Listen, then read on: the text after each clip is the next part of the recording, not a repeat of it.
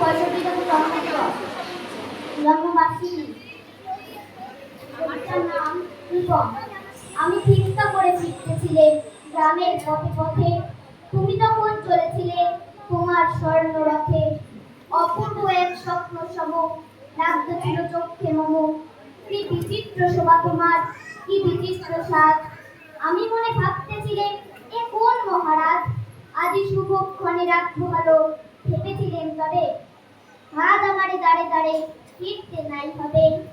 বাহির হতে নাই হতে কাহার দেখা পেলেন পথে। চলিতে রথ ধনুধান্য ছড়াবে ছুঁই ধারে। মুঠা মুঠা কুড়িয়ে নেব নেব ভারে ভারে। দেখি সহসা রথ থেমে গেল আমার কাছে এসে। আমার মুখপানে চেয়ে নামলে তুমি হেসে।